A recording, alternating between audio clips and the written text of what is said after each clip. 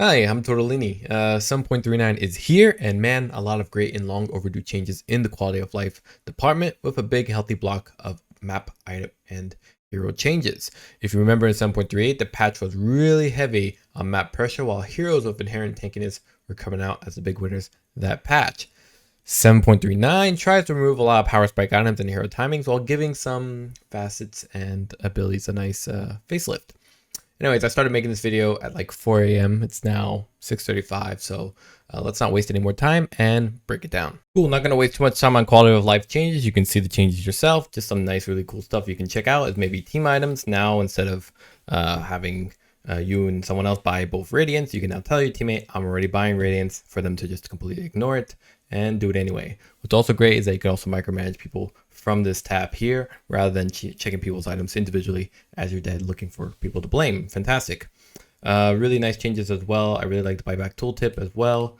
People don't really understand reliable and unreliable gold. They don't understand how much their death time is going to be when they die.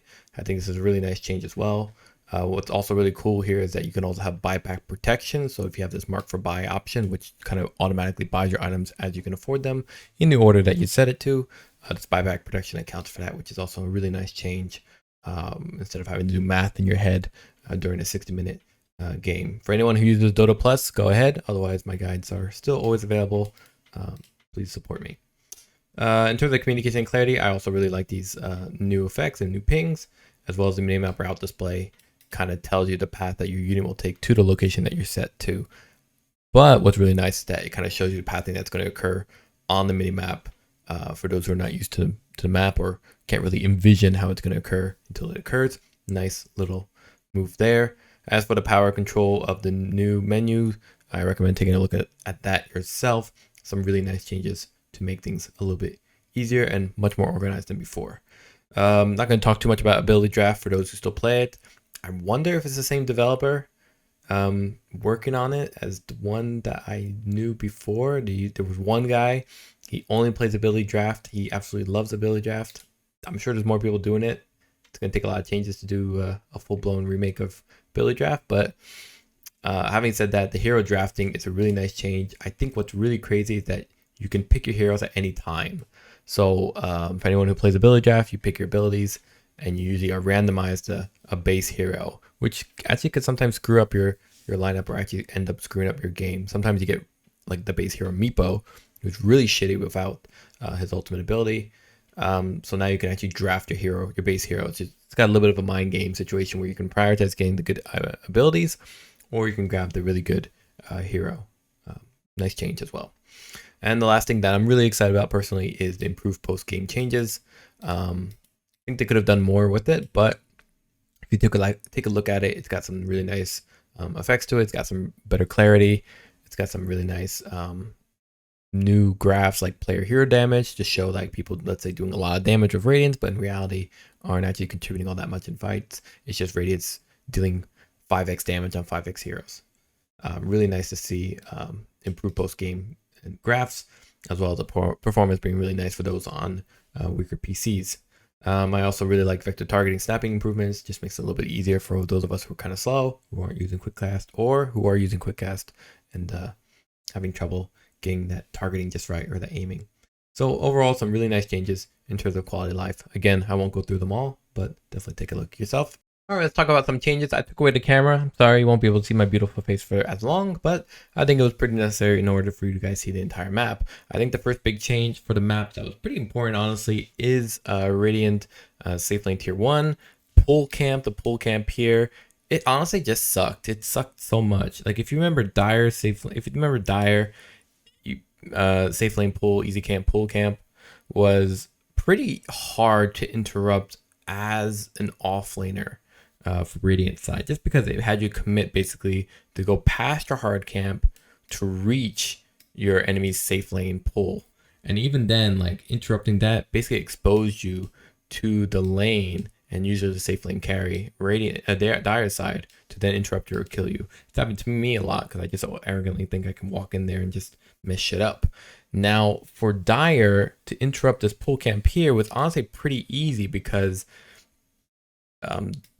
basically you would see a lot of safe laners kind of be around this area here, and it wouldn't be so convenient for them to walk all the way over here to do an interrupt or to catch the Dire support trying to interrupt that pull camp.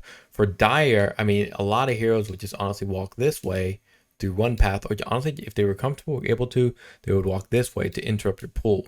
And for you as a safe lane support, it was just awkward to always be either here or even here after you pulled, and then kind of supervising the engagement. What was also annoying was that depending on the safe lane easy camp unit spawned jungle units, sometimes the engagements will be awkward where your creeps will be pulled, but then they would fight like slightly behind these trees, and then some of the units here wouldn't really be engaging, or they'd be kind of choked in, and it just wasn't very clean or clear or comfortable. And it clearly set a precedent of Dire having a massive advantage to just straight up farm that jungle camp if they were especially if they were range unit like a Hoodwink or even a Jakiro 4. It would just be hard to kind of stop that if you were a safe lane support and you were here. The new version obviously still gives Dire some of that advantage, right? It's clear by the curvature of these trees that, you know, anyone here is just really not able to interrupt it as comfortably. But for Dire, they can easily see if you're pulling by this location. The ward, any ward here is an obvious D ward spot. Even a ward here, you could probably see that pull area, which I think is just very nice, and a good contesting kind of engage area where it's a little more neutral, more towards safe lane Radiant than Dire. It also just makes pulling a lot more straightforward, obviously for safe lane support. So I really appreciate the changes that they made here, just because it's a lot cleaner, it's a lot more open space, right? 1, 2, and then 3. Very clear. Even the juke spot here, or excuse me, a small corridor entrance here, maybe here as well if I read this correctly, and maybe here as well if I understand correctly as well. So it's just a lot more of a comfortable engagement, a lot more comfortable work for the safe lane support, rather than this weird, I don't know what the hell they're thinking with this. It was just annoying as hell to do this. It also made pulling just kind of awkward as hell as well if it wasn't if you didn't have range jungle camp units, which you usually do, but nonetheless. Yeah, okay, let's talk about this spot here. I forgot I have a draw function, so let me just use that a little bit here, but I honestly am not really too sure how to read this part of tier 1 mid lane Radiant. I would say originally it was just really awkward. If you were to take any fights in this area here, it was just really awkward to take a fight. If you were here, it was awkward to help your friends here. They also tend to have fights kind of move in this direction, so it's a little bit awkward, honestly, in terms of engagement here in the mid game. And then in the early game, this kind of jukey area was a little bit, honestly, it's just not visually clear. Like, is there a small little tree here? Is this like an entrance path to TP in for your teammates? But also it was kind of like an escape path for the tier 1 if they were getting jumped or they were trying to go for bottle and then had to run away. I also felt this little path here was just unclear, especially this spot. It's just really not good looking at all. And then if you look at the new area, I would say they kept a lot of things, but also tightened it up, right? You can see the corridor here has been just a tiny bit tightened up. Still got the entrance for Radiant team. I would say the jukey spot is now kind of straight up more, I wouldn't say widened, but you can see a tree has been removed right here, right? Or it's been shortened. I don't know if they replaced the tree there. This whole area here has kind of been kept more or less. Yeah. And then you can see here the jump. This jumpy here is a little more forward than it was before, right? You can see that the stairs, these stairs have been widened and have been moved to the left. Excuse me, it's the other way around. They were moved more to the right. Excuse me. And now this entrance is kind of got a little bit of a watchtower feel to it, where you can be here and then just do stuff. So yeah, overall, I would say in general, this area is just a little cleaner, tightened nicely as well. And this place is also just a little more polished and has a little bit better clarity, which I appreciate. You know, this spot as well, this is toward the triangle entrance near Roshan, as you can see, or Roshan's pit, I should say. This spot also kind of had a twofold effect. On the one hand, it really made entrances for Dire to interrupt farming and pulling. I wouldn't say awkward, but it just felt relatively unsafe. Whereas in the new version, you could see it's been, the base has, I wouldn't say widened, but it's now closer, a little bit closer to safe lane Dire. And on top of that, it's also gotten a tighter choke, I believe, in terms of stairs. Maybe not. It's also, what's really key here to understand, though, is this area here can now be overlooked by Radiance, so they can see you coming with a proper ward, for example. So it might be a really nice ward spot for you if it doesn't block any camps. On top of that, it also means you can see or look from here into seeing if anybody's coming into Roshan, or even take a fight from up here. I think did they honestly just move these stairs back? No, they moved it slightly forward, so to speak, and slightly closer to Roshan's pit as well. So it's a little more easier to then interrupt people taking Roshan to then go out over here. I also felt, honestly, in my games, and this is not at all the high level games, that fights here in the original version were kind of awkward for you to fight up here. And I don't think they actually wanted you to do that. I think they actually wanted you to actually get down from here and then engage in the fight. Hence why it might be a little bit closer, but still not really within reach of a typical outside Roshan's pit fight. But that might be just my interpretation. Hopefully better people that aren't Christopher Columbus level readers, map readers, could tell me. So I think a lot of people probably know, or probably can tell me how they feel about, in particular, this map area. I personally hated it. This is safe lane or off lane Dire, safe lane Radiant, tier 1 Lotus Fountain engagement. Really awkward engagement for everybody. For Dire to go in like this was pretty exposing them to any effects or any interruption from the opponent. And then for Radiant to come out here and go like that is just a clear sign you're gonna get jumped. Or if you want to secretly go in, it was this really awkward pathing and really slow, I would say, pathing to get there with through the trees. For Dire, I think it's almost impossible. You pretty much have to come up from here, which is just means no engagement whatsoever.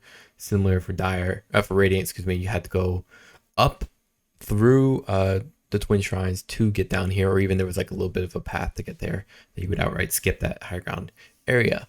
Overall, I just felt there wasn't really much promotion of engagement here, which is what these were supposed to be originally, and now not so much. Now the new version, I think we can already tell just by looking at it, it's a lot cleaner, right? It doesn't have this weird funneling technique that's just kind of sloppily done. It's much more, I don't know, it just feels like it's not an empty desert of an area. It's just more, the pathways are a lot simpler. You have some trees now for your for both sides of the map, for harassment for either side of the I think mostly for Dire in my opinion, but nonetheless. And then you can see the pathway to get through there are now a lot cleaner, I think, for both sides. I don't even know, I think you probably couldn't do it for Dire still, but for Radiant for sure you can still do it. Hopefully I think there's a path coming in through here as well. So now it's a lot cleaner, a lot more open space too. If you look at the area around the fountain, it's pretty open space here, which nobody walks to. The real fights are happening here or here. So to see this kind of redone in realization of that, where the fights are supposed to be happening, it's really nice. Even here, gives safe lane a little bit more of advantage, a little bit more of openness. So really nice change. I hope they've done the same for Dire. Surprise, surprise, they have done the same for Dire. Again, same things. Like, look at this area here, really cool. Okay, no real advantage, I would say, or kind of awkward advantage for Dire if they want to kind of sneakily try and take the fountain. I don't think I've ever seen that in my games, but again, I'm in the shit here. Other than that, again, kind of nice open area for Radiant. Nothing for Dire. These trees here suck. This juke path was always kind of finicky, weird. I've escaped a lot of bad fights with that one. Again, the big open areas always seem to be in the back, which, you know, honestly don't really happen all that much. And now we could probably see the new version similar to Radiant. Not that satisfying. So I think the big spot you can see here is here. Pretty clear. A little bit of adjustment, right? You don't have this big empty patch here. You have now a little bit pulled back, a little bit of the strings pulled back there.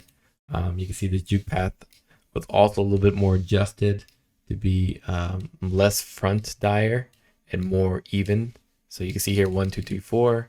Now in the new version, no longer a straight line, or it's a line towards the tower or towards the lane, and same thing for Radiant as well. So now it's more of a straight line, and I think this is a straight pathway for you and your opponents to go through. So not so much juking, in my opinion, but I could be wrong. Maybe you can walk through here. I doubt it though. Yeah, overall, I think again it's similar to Radiant. It's just a nice cleanup towards an area that was meant to be have a lot of engagement, but kind of again created this awkwardness where all the engagements were looking to be in the back when they should be more in the front here. It's actually a little more choky, or a little more tighter here than it is for Radiant. No, it's quite similar actually. But anyway, nice changes. The one general change I feel like we should be talking about here is just this lifesteal amplification, spell lifesteal amplification being removed, and now it's just called health restoration. If you don't really understand what that is, it's just simplifying wording and shortening the wording in the tooltip text. So when you're reading like how Orbital Corrosion or Eye of Skadi reduces lifesteal, spell lifesteal, health regen, blah, blah, blah, it's just like, or if you read like, if you remember the Sanj and the Sanj and Yasha, where it did spell lifesteal amplification, it wasn't confusing. It just kind of misled people a little bit into believing that it gave you lifesteal, or that the lifesteal would be vastly improved, whereas instead it's just amplifying whatever lifesteal you have to be stronger. Here now, health restoration just means that it counts for lifesteal, spell lifesteal, and health restoration. So basically everything except healing. Healing is basically incoming restoration, and everything else is already internally part of you. So everything you get yourself, so your health regeneration, your spell lifesteal, your lifesteal, or even from, let's say, items like greaves that give you increased health regeneration, these are all can be amplified under or reduced under the umbrella of health restoration. That's it. That's all you need to understand about health restoration. Really, really simple. All right, let's talk about some item changes really quick. The Blink Dagger no longer has an overshoot range. I'm sure those who are not familiar with Dota 2 as much as some of us old guys are always knew that Blink Dagger had two ranges. The first one was the maximum range that it actually could achieve. If you click the maximum range, you would have a different sound effect that you would hear, and you could get a much larger range than if you just double tapped blink, or if you just blink as far as you could click without actually being aware of its true range. Now with the always on indicator of the AoE for a lot of spells, your attack, XP range, as well as items range, it kind of made this whole overshoot range kind of trivial. If you activate your Blink Dagger AoE circle to always be on, you kind of knew always what the range was, and you would always maximize that. So now the overshoot range, it's kind of a penalty, so to speak. If you overshot your Blink Dagger, you wouldn't be able to get as far as if knowing the true AoE reach of it. Now that's gone, so now you have a really good blink. Let's talk about changes that really matter in terms of items here. Kaya, Yasha and Kaya no longer have that spell lifesteal amplification. That's completely gone. Kind of surprised about it. They also nerfed mana regen amplification from 50 to 40%. Heroes like Queen of Pain, I think even Zeus, honestly, just kind of really love that mana regen amplification bonus. To have it from 50 to 40% is a pretty big nerf. It was also pretty necessary for, let's say, Leshrac. Timbersaw were also great. It just, you had a lot of people just buy just the Kaya and then move on to larger items, knowing that they can get the Yasha and Kaya later, or even the the Kaya and Sanj later as well. So to have that spell lifesteal amplification remover, Yasha and Kaya, gives a little more priority for Kaya and Sanj. As well as the Kaya having a little bit less in terms of mana regen amplification, gives a little more value for maybe Meteor Hammer, if I understand correctly. No longer having spell lifesteal amplification is just a big bummer for someone like Queen of Pain, who would go like Dagon and Kaya. So overall, just a nerf for a lot of these mid lane heroes that really took advantage of, I would say, the overstuffed value of Kaya, while giving more divisionary application and interest in Kaya-san, Yasha and Kaya-ish, and Meteor Hammer. Yasha and Kaya still has, faster cast time or whatever it's called. So it's still appealing. It's just obviously not as appealing that it does now that it no longer has spell lifesteal amplification. I just want to make a quick mention for Phylactery and Conda. Phylactery just getting a little bit stronger is nice. The Empower spell cooldown decreased from 12 to 10 seconds. It's having it revert back to its original value, so hopefully we'll see more Phylactery. I doubt it. Honestly, Conda being from 5900 to 5700, I just don't see any value. It's barely an upgrade from Phylactery, if you kind of remember kind of its stats. And honestly, Conda, it gives you break, which I think was only good for maybe against Enchantress. Usually you would just want a Silver Edge, or otherwise you'd pick a hero that would have break inherently. I just don't know. I never found Conda all that appealing. I did want to complain about Radavetos. I mean, it gets a little less intelligence. The mana cost has doubled, so you'll definitely see a lot less excessive use from it, or maybe not everybody will pick it up, though I doubt it. It's just such a good item, obviously. Having it build into Glipnir or Gleipnir is still very good. And I think the biggest complaint I really have is Radiance. I don't know why they have not nerfed this item. They still haven't nerfed this item enough. The evasion bonus decreased from 20 to 50%, 15%. I mean, do I give a rat's ass? No, not at all. Because Radiance still gives you mischance. On top of that evasion bonus, on top it gives you magic damage, and it gives you physical damage from the component of Sacred Relic. And because of this current map situation in 7.38 of Withering Waves, or whatever it's called, it's just so convenient to get this item on so many heroes. There's just so many heroes that can get it just so comfortably, not even jungling, just playing the lanes and just farming the way gold is being increased. On top of that, the way the meta is currently set up right now is that a lot of naturally healthy heroes are just picking up this item. Heroes like Wraith King, Abaddon, freaking Necrophos. I've seen it on Monkey King. I've seen it on I saw it on Morphling ones with the Ebb facet. I've seen it on literally everyone and their mother can build Radiance. And really, I've built it on Dark Seer, for God's sake, just because it's just so comfortable and easy, with too much value, and it coming up really fast. It can come up at 15 minutes if you're really good. You have a really good lane, you can farm really well.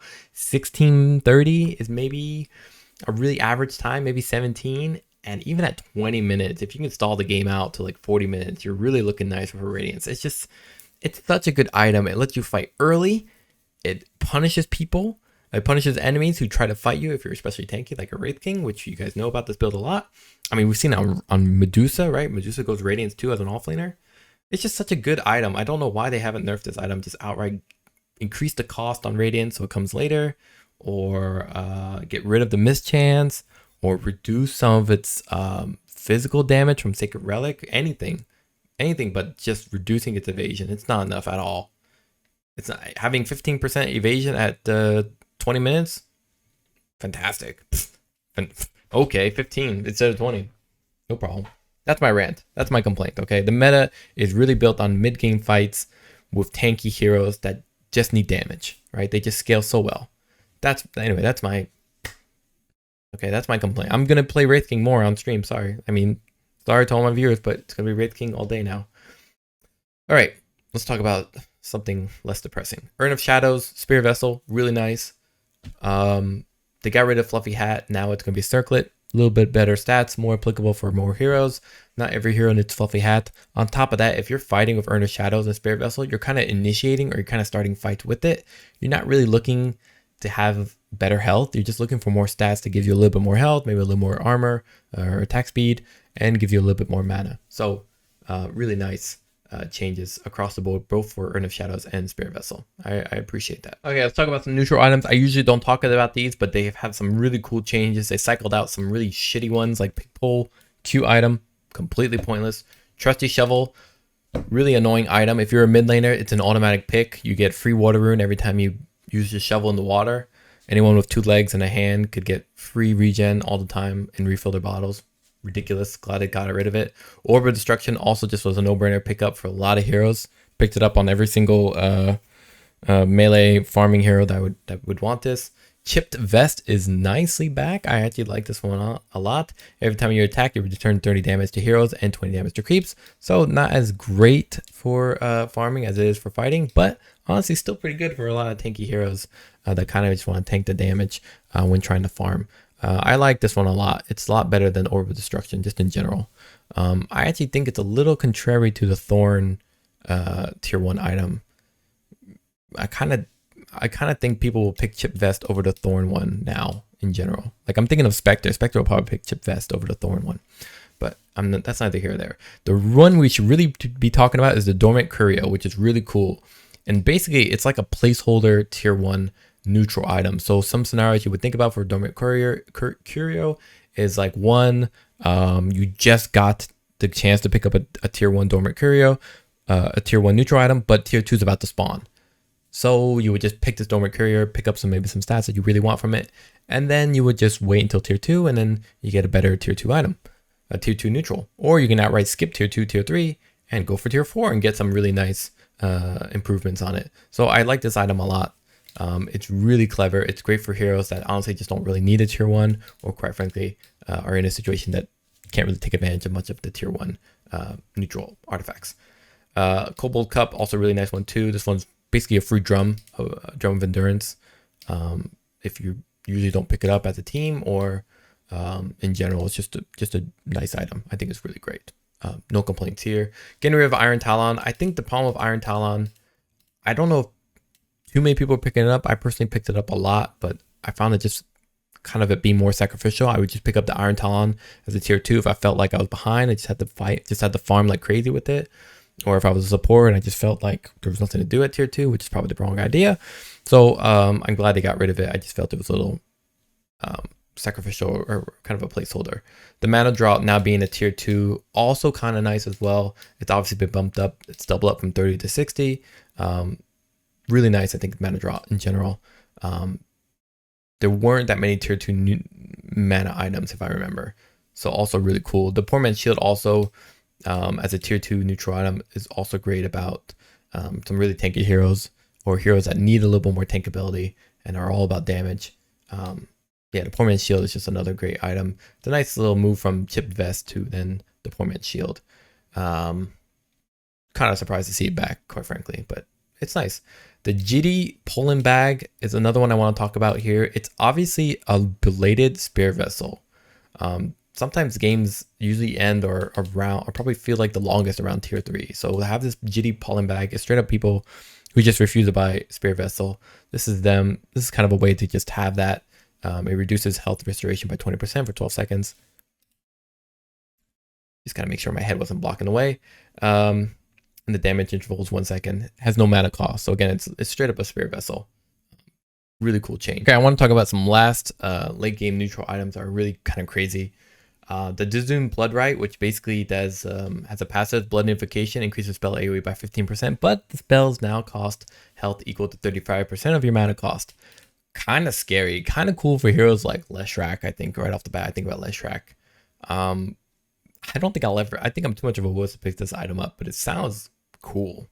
15%, is that the equivalent of Glipnir? That's actually pretty wild nonetheless. But 35% of your mana cost, I don't know. I'm thinking of like AoE abilities where this could be kind of scary, but also kind of cool. Like Enigma would be pretty cool for Tidehunter, also pretty cool here. You would probably pick this up for heroes that would get their health back, especially, or just had a lot of regen to help compensate for it. I actually really like this change. I really like this item. Giant's Maul is also just nice as well. I don't know if it competes with your other crit items like a Daedalus or Revenant's Brooch, excuse me.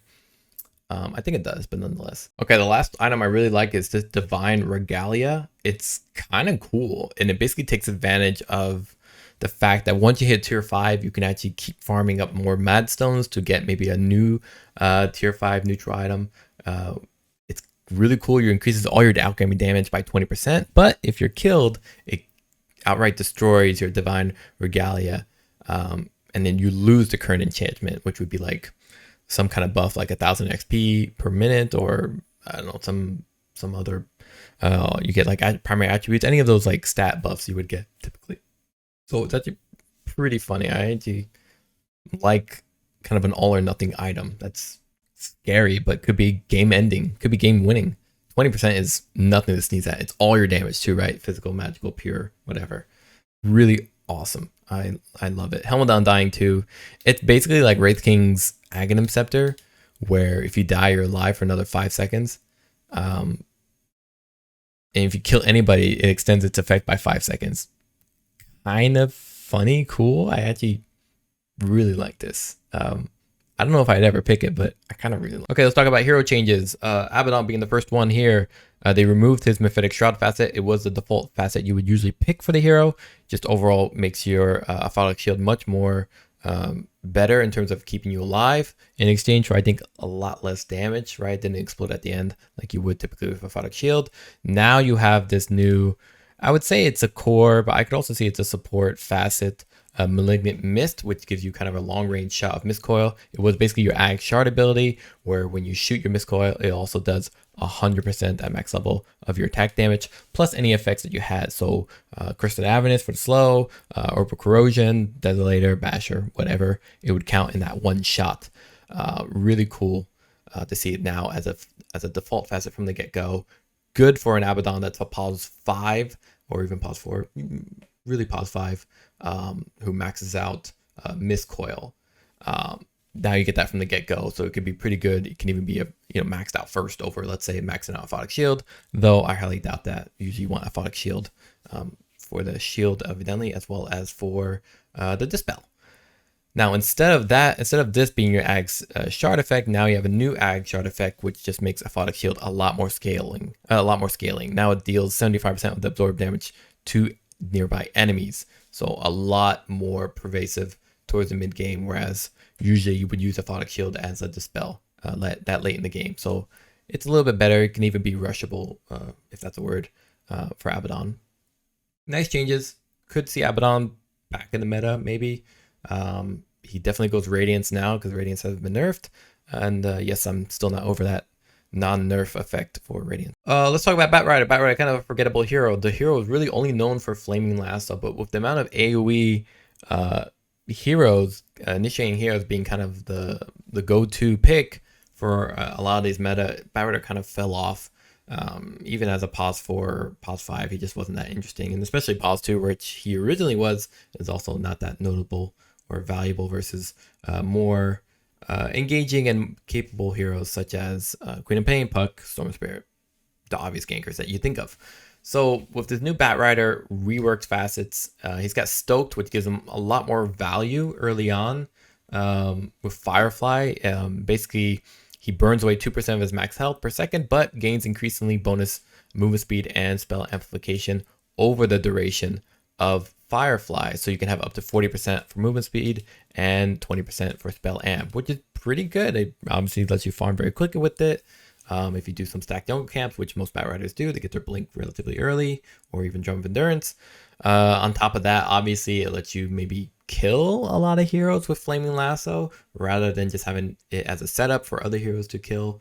On top of that, with Flaming Lasso to 2% of his max health per second being burned, not that big a deal, especially with the way we play Batrider. It's pick someone up with Flaming Lasso, with Firefly already casted, and then just walk away towards your teammates, and usually people just give them up, or they have some way to dispel the Flaming Lasso if it's still dispellable. As far as I know, it is, but it's been a while since I've seen Batrider. So I kind of like it. Kind of don't think it really changes much for the hero. I could be wrong. It might be such significant damage, especially 20% early on, that it could be justifiable. Similar to what we see with Queen of Pain, right? Queen of Pain with Dagon. We see that pretty good with her Masochist facet. So we might see it here too with Batrider. Kind of curious. I might try it myself. As for the Arsonist, it's similar to Magnus's Empower, as well as his other facet, I can't remember the name, where now you have 5 levels of Sticky Napalm, and at level 5, once you commit to that, so you pretty much max it out first, you can have Batrider have his attacks apply 1 stack of Sticky Napalm. Now here's the kicker. Sticky Napalm was also slightly buffed in the sense that now it applies 2 stacks on cast, but those 2 stacks essentially do basically each stack does half its value. So essentially 2 stacks is 1 stack in the previous patch, but now it applies 2 stacks. This is just to help make the arsonist facet work. That's really it. Nothing really else to talk about in that regard. Right, if I read the changes, the stats are pretty much exactly what I said. As for the Abaddon shard, it removes the 20 stack limit and allows taking napalm to deal 35% of its damage to buildings. So this is for the right click Batrider version that you might have remembered back in the day, right? With Manta style, with attack speed, like with Mage Slayer, which gives you attack speed. You see it with Witchblade. I think Witchblade was also another one. I can't write with this thing, but you get what I'm saying. And then obviously Flame Lasso is no longer upgraded with Ag Shard. I don't even remember what it was. So overall, yeah, fine changes. Not something. I don't know. We might see Batrider come back. I think people are going to experiment with him. Maybe he'll find a way to fit in, but right now, not quite yet. Real quick one here to talk about Beastmaster. His Drums of Sloam has been nerfed.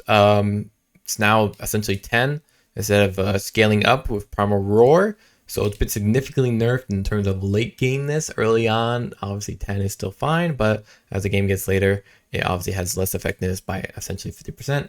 Pretty big nerf for Beastmaster, where his scaling is much weaker. You can see here he also has lower base agility, and his damage at level 1 has also been slightly decreased. So his early game landing is a little bit harder to last hit, a little less armor if I understand correctly, a little more susceptible to maybe taking damage. However, I think if you have momentum if you have good if you have good tempo with Beastmaster, I think you'll be completely fine. But for sure, he has been nerfed in a significant way. Okay, Bloodseeker. They removed his Blood Rush facet. I don't know if you guys even remember that at all.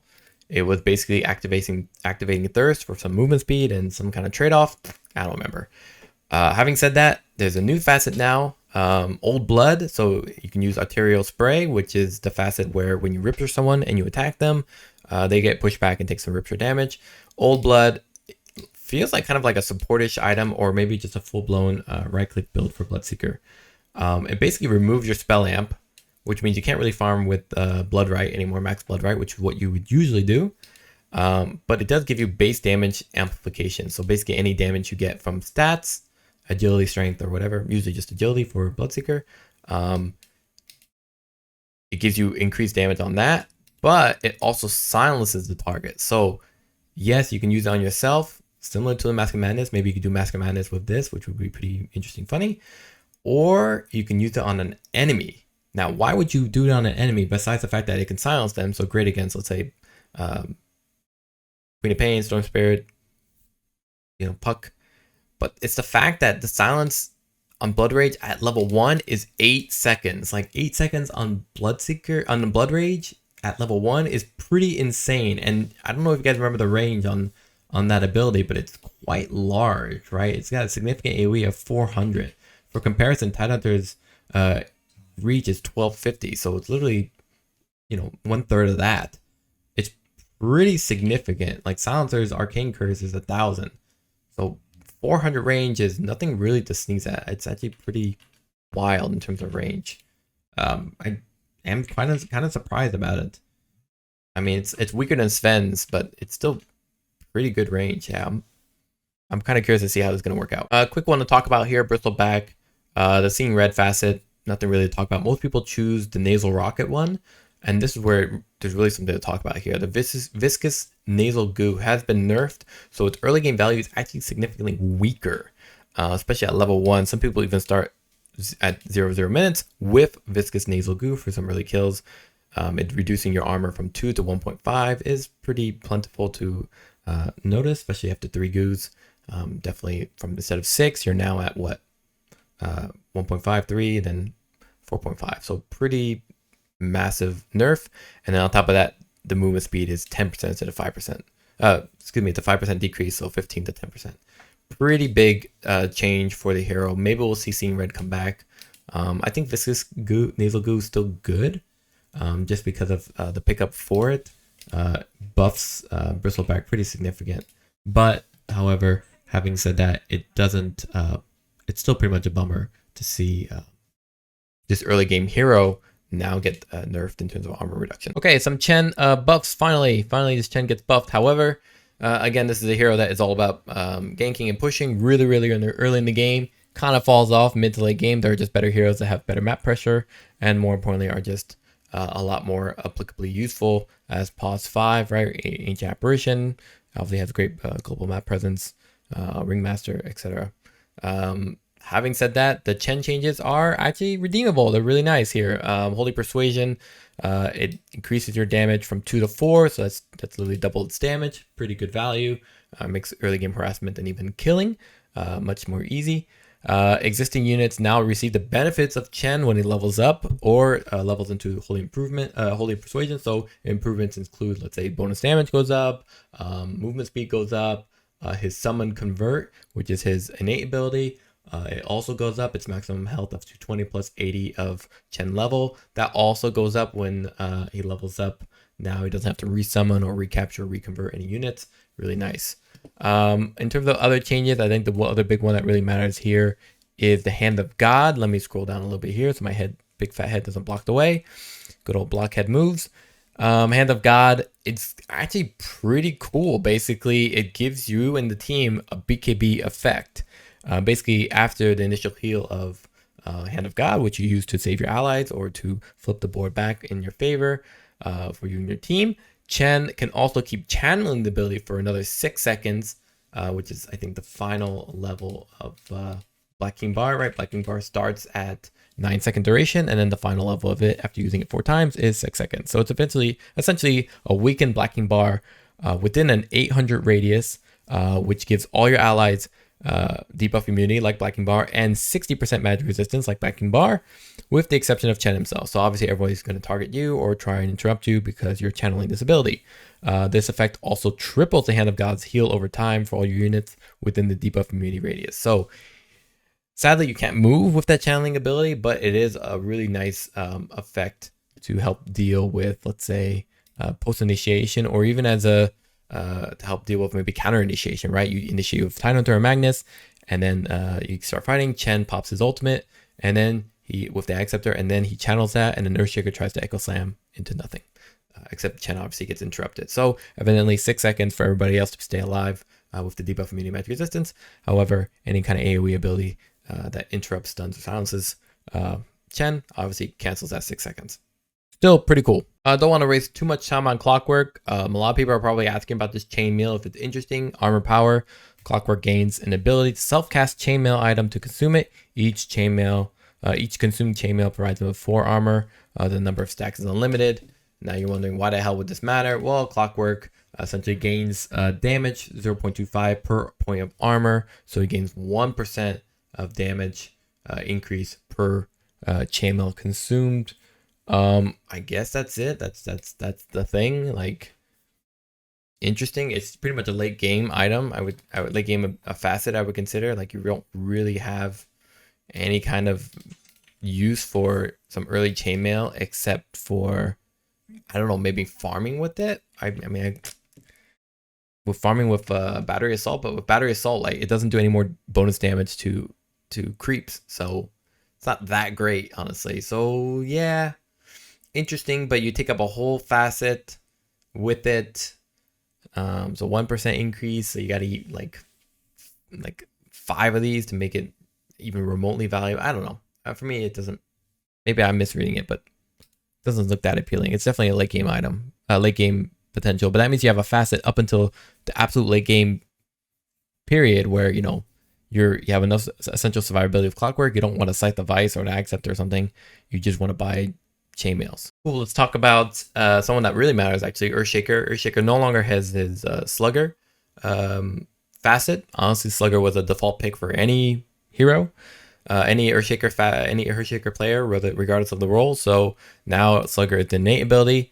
It's obviously been decreased because you get it right from the get-go, and you no longer have to sacrifice a facet for it. Still very good ability, really nice, and improves with Echo Slam. So the higher levels you get Echo Slam, obviously the better the Slugger is. Just an overall great ability, now innate. So everybody's very happy, especially Earthshaker players. Tectonic buildup would be the default pickup for most players, especially the radius increase rescaled with every 10 levels, 40 with every level of Echo Slam. So it gives a lot of value for lineups that play very spread. However, this Resonate Ridge could be actually pretty appealing too, because enemy heroes stunned by Fissure emit an echo to each nearby unit within a 400 radius, dealing 60% of Echo Slam's current echo damage. So obviously you need a level in Echo Slam. However, once you get that, you could just throw down a Fissure and on a creep wave, and everybody will take damage. Or you can do it on stack jungle camps, and you can get a lot of free farm from that, plus the slugger effect for any residual or leftover units. So really nice kind of farming ability to get some early blink dagger timing. Already it was kind of easy to get it with slugger. Now it's even easier with resonating ridge in exchange for maybe less of consistent or less guaranteed output with Tectonic buildup. Pretty good. And they removed the Spear Cairn innate ability. I don't know how to pronounce that. Which was just you died and then there was a memorial for you in terms of statue that reminded everybody you died and that you suck, and you get a little bit of XP if anything happens there, which never happens. There's a lot of text to go through for Invoker. Gonna keep it simple. Basically this part means he can last hit better in the early game. That's basically it. His laning stage last hitting was pretty garbage, pretty pathetic. They also made Aghanim's that they're a little less OP. Regarding the facet orb that regarding the facet you would choose, which was always the Agent of Galarin, because it was just insanely strong, right? It was Atos into Sunstrike, which did unbelievable damage, into now Aghanim Scepter of Gleipnir. Now the Cataclysm has a higher cooldown, so it's a little less annoying, or it'll be annoying, but just as occurring. And on top of that, they made the Chaos Meteor a little weaker, which was already pretty bad. What I really like to see here is that the Wex also giving you attack speed per instance. There's also damage being increased for Exhort. Again, makes last hitting much easier. And for Wex, makes the build a little more scalable in terms of, let's say you play more for right click Invoker in the mid game. What's really impressive is the Mind of Tornaris change that they did for the Tornado, right? It now scales instead of straight up 120 in terms of damage and 4 seconds. Now it's giving you scalability per Wex level. So now and this one per quas. So now you have a good interrupting Invoker that scales pretty good disabling or debuffing effects against the enemy. For Scholar of Korix, I'm not sure if I'm reading it right, and maybe somebody who plays Invoker can tell me, but I honestly don't find the changes they made for it all that appealing. I mean, it's still kind of forgettable in all actuality. The fact that Cold Snap no longer restores mana or health, kind of fine, whatever. It does do a little bit more damage if you read the Cold Snap. Changes here has been increased by 20, so from 8 to 28, so pretty good damage in the early game. The Sunstrike also being nerfed for Agent of Galarin also just makes it a little less OP for the early game, right? Instead of 200 damage, it's 175, and it scales a lot less, especially now that Aghanim Scepter doesn't give you +2 levels of the orb for specifically Exhort, which is nice. Everything else I would say is negligible. These are really the two facets you would probably be choosing. We're probably going to see still Agent of Galarin kept, but we might see some Mind of Tornaris depending on the lineup drafted. Short for Juggernaut.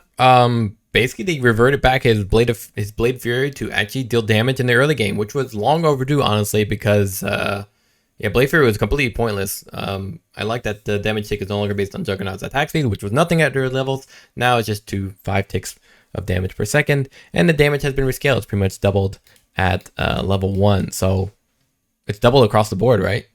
Yeah, almost. I mean, it's even higher at level 2. Instead of 90, which is 45 times 2, it's now 110, 140 instead of 100, and then 170 at 55 at level 4. So overall, just much more strong. However, it only does 5 ticks per second, so early on really good. Later on, obviously it doesn't output as fast, but still pretty redeemable damage. In the words of my favorite Adam Sandler movie, for all you Kez players, oh no, we suck again! That's right, Kez sucks again, somehow. The hero had an okay win rate, he had a 45% win rate as a mid laner. He rushed Desolator or Crystalith and did pretty much insane damage. 15, 16 maybe minute mark, maybe earlier, later. Didn't play him all that much in mid lane, was more of a safe laner guy. Which wasn't really played. Shadowhawk was a facet that people were choosing for him. Not anymore, I guess. I don't know, we'll see. They've nerfed his crit damage, so he won't be doing insane damage. And now Raven's Veil has increased the buff duration, which, honestly, fine. don't really care. Switch discipline also no longer increases damage by 12% when you switch it. And on top of that, now increases damage gained by daily for 20%. So they gave Kez less of that mid-game timing value, because late game he just falls off. He has absolutely no life. And they give it a little more scalability from with the agility that you buy. So instead of double Falcon Blade, which we saw a lot of in the for mid laning Kez, we're now maybe see some Wraith Bands. Probably not. I honestly think this just makes it shittier. Echo Slash, the cooldown has also been rescaled. It's a little bit weaker earlier on, so you won't be able to spam him as much to then land the katana damage over time effect. But 2-second cooldown at the last level, and then bonus hero damage has also been decreased, so even now, I guess. Grappling Claw no longer has lifesteal. This was to help you in the mid lane. You would use Grappling Claw to maybe secure a last hit. On top of that, would give you a little bit of life back, give you a little bit more survivability in the mid lane. That's kind of gone. And Exchange to give you a little bit weaker, a little bit better cooldown, so now you can use it more often to secure last hits. But still, you'd only grab 1 point Grappling Claw anyway. You'd still max out, I think, Echo Slash, if I recall. Cast range has also been weakened, and then the move slow has been scalable. So 70 from 80 to 70 basically, because again you only grab 1 level, and it has a fixed slow instead of based on Kez's travel time, which is again nobody really knows that. Now here's the kicker: the Kazurai Katana actually feels kind of awful because Kez actually had some value against high health regenerating heroes, Alchemist, Centaur, pretty much anybody else that had a high health regen, which is a lot of heroes, especially since Sanj and Yasha were popular, or still popular, I should say. I wonder if Wraith King counts in there. Maybe not. Probably not. Anyway, again, his damage per second rescaled. It's weaker earlier on, but better later. So they're just trying to shift Kez from being kind of an early mid-game hero to kind of a mid-ish late-game hero, which I think honestly is. Maybe I'm being a little too negative here, but I honestly don't think it will hold up, just because the hero would really seen as kind of that key timing of value hero. He is now as a reworked active component as a default part of the ability, so not part of the shard. The shard maybe has been reworked. Yep. Kez impale the target, landing an attack on it and setting its move speed and turn rate to 0 for 0.6 seconds, so we can't run away or turn around. The target also takes 50% of current Kazurai Katana bleed stacks as burst damage. The cast range is 200 and the mana cost is 50. This attack can proc attack modifiers similarly to regular attacks. The stacks that would be created by the impale are not added to the burst damage and are added after the effect has ended as the usual bleed stack. So basically it's your old Ag Shard effect. Your old Ag Shard effect is now the Kazurai Katana. So basically, if you don't remember Kez, or if you don't play Kez, the old Ag Shard effect for Kazurai Katana was basically you deal a lot of effects on Kazurai with Kazurai Katana. Would really help if you went Kez's second form, where he would go Falcon Rush, which would basically rush down an enemy like Venomancer's Phantom Rush. And then basically you would then also have a kind of a shadowy figure also attack. So you basically attack the enemy twice with that increased closing gap speed. And then you would switch your weapons with 2 Kazurai Katana. So you'd keep the Falcon Rush effect, but you would be doing Kazurai Katana level of damage, which is increased versus your Shodosai weapon. And it would have an attack it would have a damage over time effect, which would create this kind of echo effect damage that would be stacked up because you were dealing double the damage with the shadowy figure and yourself. Now, all that said, with the Ag Shard effect, when you would grab the Ag Shard, you would stack up basically a lot of that damage with the Kazurai Katana and the Falcon Rush to then finish the opponent off and just kind of clean up all the damage over time to becoming one big burst damage rather than over a period of time, evidently. So now that's part of it. However, now there's a reworked Ag Shard effect where it adds 100% of lifesteal off the attack damage dealt on impalement. If the impalement was made from behind, the slow is replaced with a stun, and the number of bleed stacks increased from 50 to 100%. That's wild. So the bleed stacks is what I'm talking about with the damage over time effect. And the lifesteal essentially serves as a way where you're doing a lot of fights. The fight's going kind of long. You're taking a lot of damage. Again, Kez doesn't have a lot of health, so you can then finish somebody off or do a lot of burst damage to them to then get a lot of lifesteal back. It's kind of cool, kind of interesting. Maybe justified. I don't know. I find most of the time with Kez, you just don't want to be touched or interrupted or affected in any way. So we'll see how this works out. The impalement from behind being a stun instead of a slow, kind of interesting too. I guess the stun is what, 0.6 seconds. Interesting. I'm not sure. I'm kind of mixed about it. Maybe it's still good. Maybe the hero's still good. I'm curious. Raptor Dance is 1 second silent channeling was replaced with a 1 second cast time. Still cannot be canceled by Kez. Okay, so the channeling instead of being interrupted. I think it previously wasn't interrupted, then it became interruptible. Now it's not interrupted, I guess, because now it's a cast time. Similar to, let's say, Shadow Fiend's ultimate, Requiem of Souls. The Requiem of Souls is not a channeling ability. You can stop it, and then you can just try and recast it again. It's the same thing here for Kez's Raptor Dance, which is also his ultimate ability, and it makes it a little more usable. The strikes count has been changed from 2, 3, 4 to now just 4, so it's good right from the start. And the base damage is now the scalable part. So you still do 4 slashes of strikes, which you could do with Kazurai Katana, so you'll do some damage over time effects of that bleeding. However, it's less damage. It's 75. It's 30 damage instead of the original 75. And then max health, that's damage decreased from 4 to 3%. So overall, it's easier to pull off. It does more strikes, but it's weaker. Falcon Rush also weakened as well. It provides slow resistance during the buff, so you maintain that speed. If you've been slow, you can now use Falcon Rush as a way to keep the chase going. You won't be outright slowed. But then again, usually you're opening with Falcon Rush, so anyone who applies a slow 2, you're not going to be using Falcon Rush as a response. You're already using Falcon Rush. However, the secondary damage has been decreased from 100 to now 75%. You're usually maxing out Echo Slash / Falcon Rush. So 100% to 75% is just an overall nerf of 25%. And then rush range is no longer increased by AoE bonuses, which honestly, I don't think anybody really knows that. And the cooldown has been rescaled. So overall, Falcon Rush just used a lot less earlier on with a lot less damage. You're going to wait till it's max to use it to its almost near value. Kind of Again, Talon Toss also been nerfed, no longer has an AoE effect, which was just a bonus value. I don't think anybody really paid attention to that. And now affects an attack with True Strike and fixed damage instead of simply dealing physical damage. This means it can proc and apply attack modifiers. So you don't usually get Basher, but maybe Crit could work with Talon Toss. It's a nice range silence that also does damage. If the opponent has a Shotosai parry effect or has been affected by your Raven's Veil, which applies a Shotosai effect, then you would then crit and also bash the opponent with a Talon Toss. So it's a trade-off. It's a trade-off value. It's good. I like it personally. Especially if the Dezo build's still going for Kez, then it definitely is definitely applicable. You could open with Talon Toss, have the Dezo effect occur, and then do your damage as you typically would. Silence has also been increased, so that's respectable, and the damage has also been rescaled to 40, so it's weaker earlier on but better later on. And the cooldown has also been decreased, so you could use it a little bit more earlier on.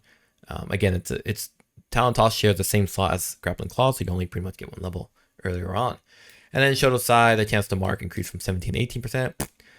No longer provides True Strike, so you might have to grab a Bloodthorn or an MKB to help deal with, let's say, Falcon Rush with Shotosai, hoping to stun the opponent. Now you have to deal with evasion.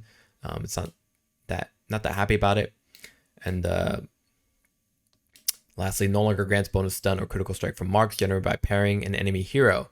So really, there's really no distinctive value between being parried versus just applying a mark with the Shotosai, if I understand correctly. As a result, there's no longer a visually distinct mark for being parried. Yeah, so whether you parry them and they have a mark, or whether you start attacking them, they have a mark, it's the same thing. Before, if you had the skill level to know to parry someone like a Phantom Assassin attacking you, you got True Strike, you got critical, and you got critical strike, and you got bonus stun. So it really was punishing for people who tried to jump you at least one time. Now that's no longer there. It's just a little bit more damage, I think, which is kind of fine, I guess. Kind of sucks. Just does stun and crit, right? If I understand correctly. Chance to mark is 18%, and your critical strike is 200% instead of more when you parry. And then the stun duration is 0.5, regardless if you parry or you just land a mark from attacking. So it's a little bit more streamlined on the Shotosai, and parrying just serves as a defensive value, not anything counteractive towards the opponent.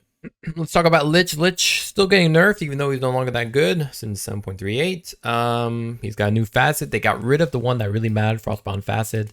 It was pretty much a default pick for Lich. It pretty much made it so if you cast his ultimate on someone, if you casted Chain Frost on somebody, it would stick around them even if they weren't near anybody. And if they got near somebody, then it would start bouncing again.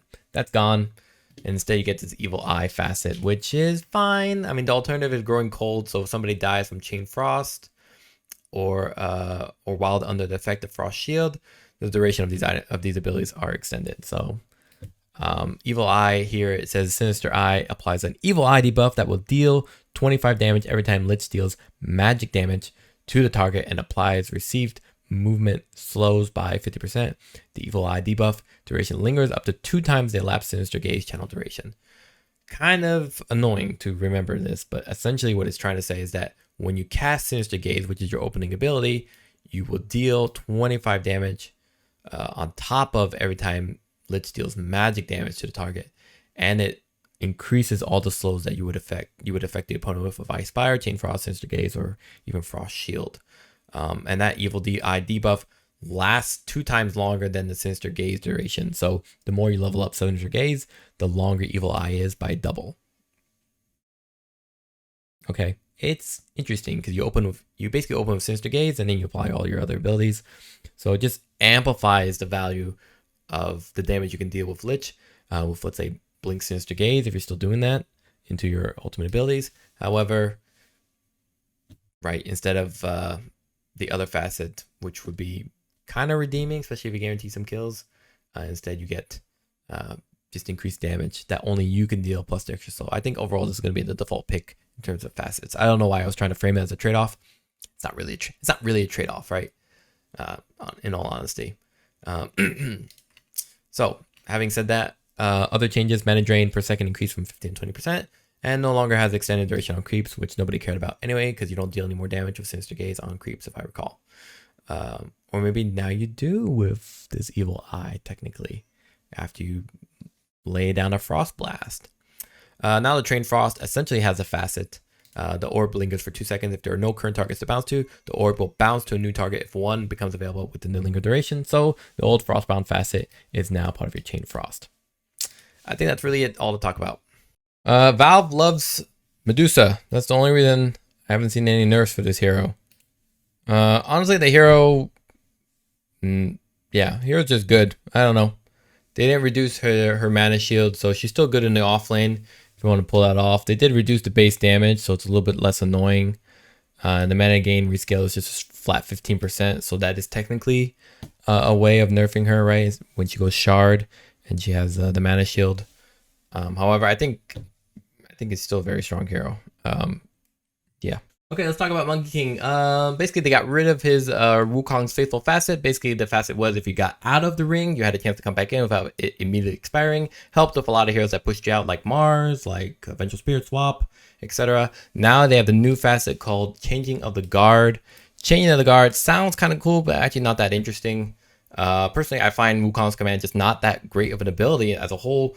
Just doesn't really feel like you're relying on your armor all that much, except to zone out your opponents and to get a lot of armor, 25 armor, I think, at max level, with Monkey King to give you a lot more survivability. Though you are an agi hero, so you have some scalability anyways. So that said, basically how it works is that when you pop Wukong's Command, you have an ability called Changing of the Guard, which allows you to kind of jump around the ring and become invulnerable as well as unable to move. And you basically can avoid a lot of attacks or counterattacks, or you can chase somebody down without having to use your Boundless Strike, Ag Shard ability. So let me give you a demonstration in one of my many produced abilities. So here, usually what you would do is you would do this, Wukong Command. Now there's no cooldown, so just a heads up on that. But there is a cooldown on Changing of the Guard. I just have it, instead of cooldown turned off. So here we go. What you usually do is like, oh, I gotta reach Centaur, I can't reach him. I'm gonna Boundless Strike towards him and hit him and get my Jingu stacks up. I got him. Take this. Now you don't have to waste your Boundless Strike to not only deal damage, but you can then use it just as a finisher or even to maneuver around the map or maneuver around a fight. Now you can pop, let's say, Wukong Command. I'm going to do Changing the Guard to here. I'm going to be right here. Take this. Okay, I'm done with you. Take that. Now I'm going to go over here. I'm going to kill you. Okay, I'm done with that. Go over here, kill him. So it's a nice, it's cute, it's a cool move. It's an interesting idea. But here's the kicker. When you pop this, change into the guard, and you start doing attacks without being interrupted or even targeted or even knowing that you're there, you're not able to get any Jingu stacks. So here, I'm gonna go over here. I'm right here. No Jingu stacks. I'm here. No Jingu stacks. So there is a trade-off to the thing. So you hopefully can jump in, let's say, with Primal Spring, like this. Pop Wukong's command somehow without being interrupted. Hit a few guys. Get the Jingu stack up. And then you would start doing changing the command to then bounce around before you start getting targeted. So it's a nice kind of switch up move, but it has a trade-off. They didn't really nerf Morphling. Was hoping that they would, but they didn't really do it enough. They reduced his strength gain, so it's a little more easily to kill.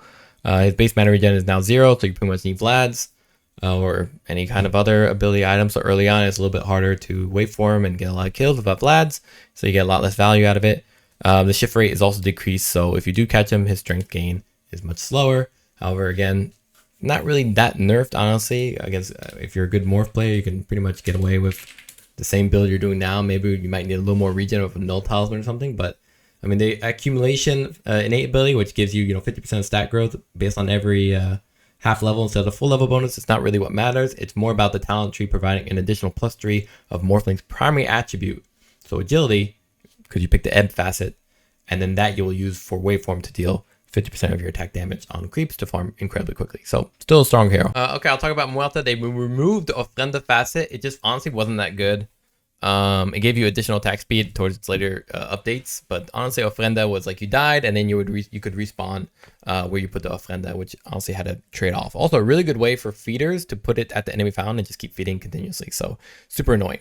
Now, whenever an enemy is feared with this new quick draw facet, whenever an enemy is feared with Deadshot, Gunslinger proc chance increases to 1.5 base chance for 5 seconds. The Gunslinger is you have a chance to shoot two people simultaneously or the same target twice over, I think, if I recall. So now Deadshot and Gunslinger have some synergy, I guess. And then for Gunslinger, each time Gunslinger procs, the remaining Deadshot cooldown is reduced by 1 second. So they kind of have a trade-off, right? Deadshot, Gunslinger, get a Deadshot, Gunslinger. This is kind of a new way, quick draw, to kind of make Muerta less of an auto attack hero with just her ultimate, but rather for a hero that can fight. I wouldn't say outside of her ultimate still, but it's still a hero that would, open with Deadshot, have the Gunslinger proc twice, and be able to do damage much more quickly, or much more guaranteed quickly, by increasing your chance of 1.5, so 45% chance at max level to, actually it is 45. It's basically 45% chance when you hit someone with Deadshot and Gunslinger has a chance of occurring. So with that said, does it change a whole lot? Maybe, I guess. I mean, I still probably see Muerta as a pos 4. Honestly, just the fact that you can use Deadshot, and when an enemy is feared, Gunslinger proc chance is increased to 1.5. If that stacks with the Ag Scepter of Deadshot, which lets you hit multiple units in a larger AoE, then you could probably see Muerta pos 4 be a lot more damage dealing, especially with her ultimate ability. Now, the real value is really talking about this 2-second Pierce the Veil duration, which is desperately needed. And I really like this at level 20. The big issue with Muerta as a carry is that she takes forever to come online. She needs a lot of items, and then you still can be disabled or you still be affected, even though you have BKB and Pierce the Veil. This 2-second duration gives you a little bit more flexibility and forgiveness, but I don't know. I think we'll still see her as a 4. Maybe she'll come back. I could be wrong, but I think we'll see her as a 4, or we could see her as a 1 with an Ag Scepter into with an Ag Scepter later on, and then just kind of relying on those Deadshot, Gunslinger, and fast attack speed to just continuously fear and affect opponents. We'll see. Nature's Prophet is dead, maybe? Let's see. Soothing Saplings. Healing mechanic rework. Now enchants all trees in a 1200 AoE around the sprout. Each enchanted tree emits 175 healing aura. No longer heals buildings, which is cool, but also weird. So each enchanted tree emits 175 radius healing aura. Kind of cool. Kind of interesting. I don't really know. It basically enchants all the trees around the sprout. And 1200 AoE is pretty much just the size of Tidehunter's ultimate, right? Isn't Tidehunter like 1,000 plus? So 1250 for Tidehunter. So think fairly large radius for sprout. And it kind of is cool. So now you can just use sprout just to heal a massive AoE on top of entrapping or even saving an ally. Really nice heal too, 14, 26, 38, 50 per second. And that's similar to Nature's Attendant for Enchantress. Enchantress is about 16 heal per second on a 13-second duration, whereas Nature's Prophet, obviously it's only a 4-second duration, but the cooldown is only 4 seconds as well. Duration, and then 8-second cooldown. So pretty interesting. I actually like it a lot. They even changed the level 15 talent from the teleportation barrier to a additional 30% sprout heal per second. So Nature's Prophet healing could be back. Kind of interesting, especially if the treants are counted. I don't know if they are, but it would be interesting.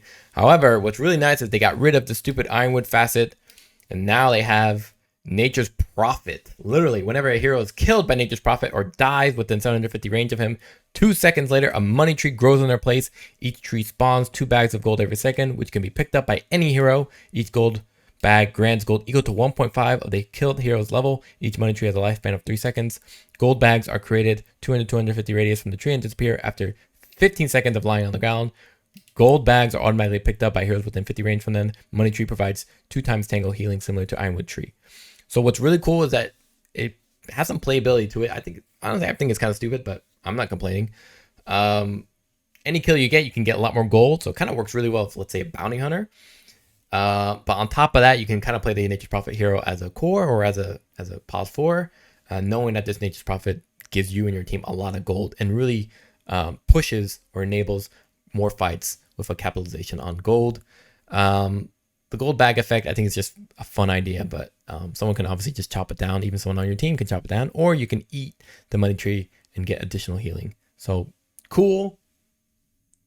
Obviously a big step down from Ironwood facet, but I'm not complaining. Shit. All right, let's hustle up a little bit here. Phantom Assassin, also a big nerf for this baby. Now she has basically her blur has been split into immaterial. Immaterial is now your basic ability, just gives evasion. And the bonus evasion changed from 20% plus 1% per hero level to now just straight up 50%. And now your blur is an innate ability that improves with coup de grace. It can no longer be dispelled. Now dispelled when attacking Roshan or enemy barracks, so you can't do it silently. And then it can be upgraded with Ag Shard. So obviously you lose the Phantom Knives Ag Shard ability, which was a great scalable max health damage dealer that caused break. Now you have Ag Shard with Blur, which decreases the cooldown from 35 seconds max, so 10 seconds less for Blur. And anytime Phantom Assassin gets a kill, her abilities advance 60% of their max cooldown value. So it doesn't reset, but advances it by 60%. Kind of fine. I don't care. Not really. Maybe I'm wrong, but not that interesting to me personally. Basically, Blur is now you kind of become invisible. You disjoint and become projectiles. You increase your movement speed, and you become impossible to see until people get near you or near a tower.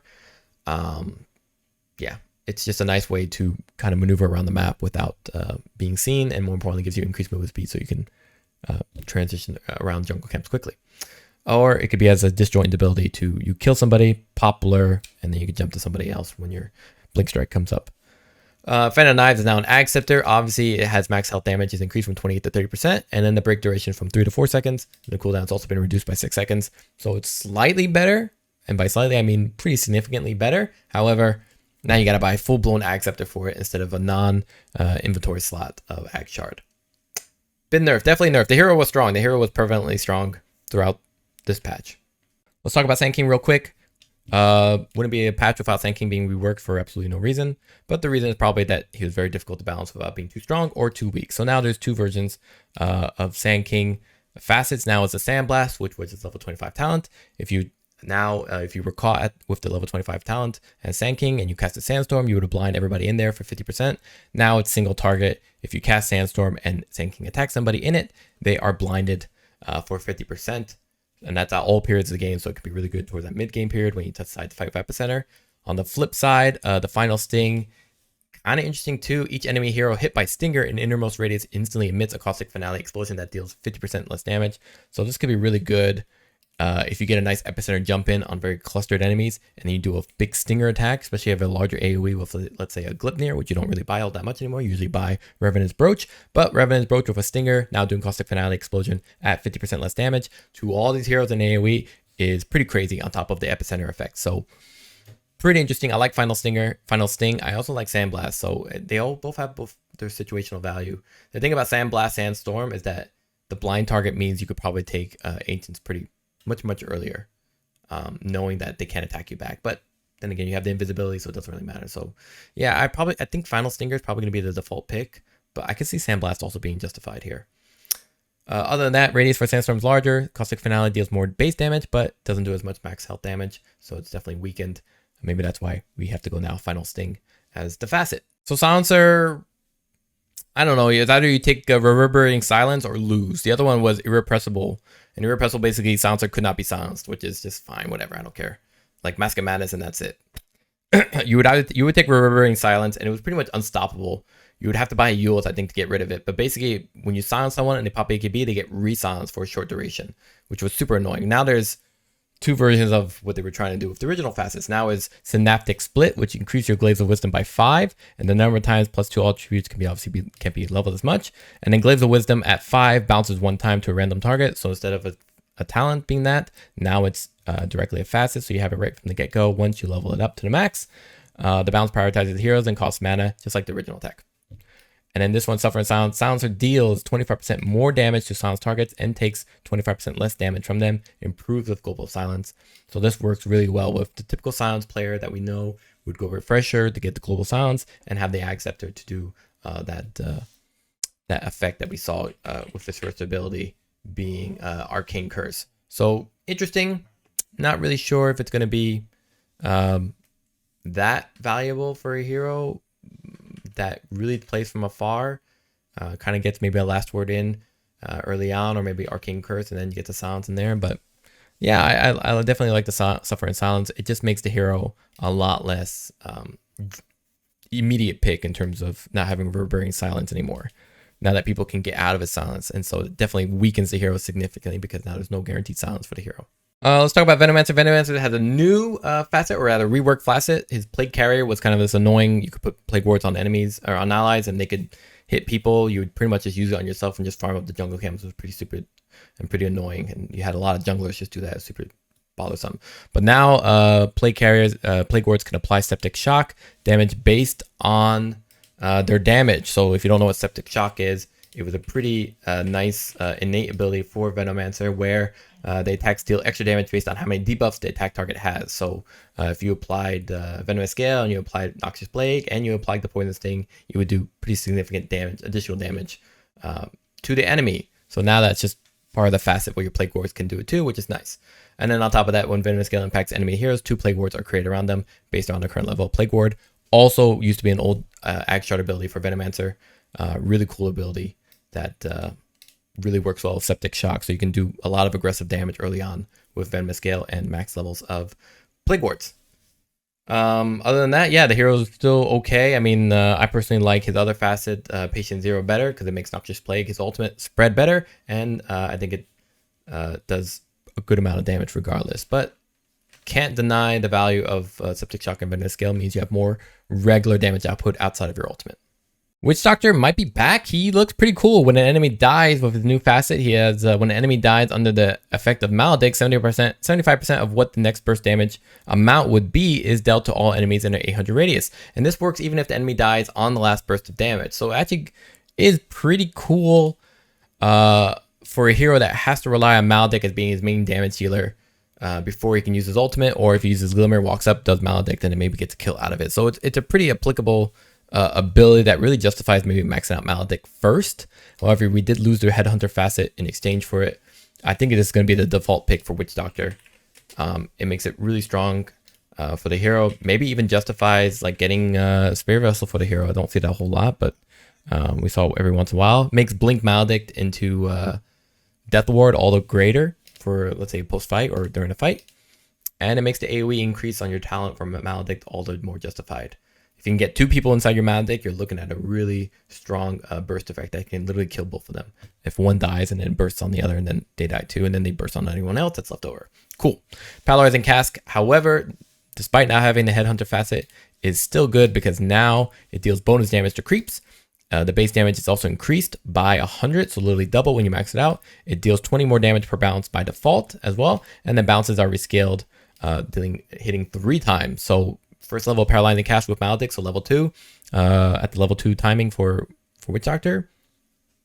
Pretty good, pretty interesting, pretty nice. Kind of curious to see if this will bring Witch Doctor back. Maybe, I'm not sure, but definitely a lot of pub players are happy to see this change. Last one, Wraith King, my beloved. The hero that I was spamming a lot last patch. Looks like I'm still gonna be spamming him. He didn't really get that nerf. Yes, he has less base intelligence, so Magic Wand is pretty much by default. It has to be picked up. You were doing that anyway, or you can go Soul Ring to get your mana, so that you would have a sufficient amount of mana pool to ensure reincarnation procs during the early parts of the game. Bone Guard denies on non-skeleton units now count towards skeleton charges, so get whacking away with Wraith King, get a lot of early base damage to make sure you can deny as much as you can last hit. And you're going to get a lot of skeletons pretty quickly. Pretty great for off-lane Wraith King especially. Lastly, they nerfed his lifesteal for Vampiric Spirit. And probably the most important part here is that no longer freezes reincarnation cooldown while Wraith Delay is active. So Wraith Delay is when you die, you become this Wraith form of Wraith King that does faster attack speed. That means you can deal damage more quickly, but then you die. However, what would happen is that a lot of players, including myself, would basically have reincarnation at like 1 or 2 seconds, and then we die, and then we'd forget that the Wraith Delay would prevent that from happening. Now it will happen. However, in exchange, you can no longer trigger reincarnation while under the effect of Wraith Delay. So an alternative thing that would happen is that, let's say you hit level 6, you wouldn't skill your reincarnation. What you would do is that you would attack an enemy, dive the tower, die, hit them with the Wraith, so you do a lot of damage, and then level your reincarnation so that you get the Wraith bonus, and then you would reincarnate and then fight them all over again with the extra skeletons that spawn when you reincarnate. Pretty crazy, but now you can't do that, which sucks, but understandable. So in conclusion, real sweet and short, pretty safe patch, honestly. A lot of great changes for heroes that were honestly too strong, but also some heroes that didn't get nerfed. Morphling, Wraith King, Medusa, kind of untouched. A little surprise there. They didn't really address the problem of Radiance, nor the problem that, honestly, this meta and for the past year or so has been about high health heroes just building damage. Because there's a lot of mixed damage output coming out in the mid game with Revenant's Brooch, with, let's say, even a fast Bloodthorn or other kind of magic-based damage, with the physical damage that we're seeing, with heroes picking up a lot of armor with phase boots, with blade mail, or armlet even. You're just seeing a lot of heroes just being picked over others because they have better scaling damage, to go with the best amount of health and natural or good armor they can build off items. Kind of a mouthful there, but what I'm essentially saying is that honestly, there's still a lot of heroes that are going to be forgotten this patch just because the current meta of heroes that are being focused are heroes that just have a lot of health and can farm fairly quickly and can deal mixed damage or survive that mixed damage because of the health.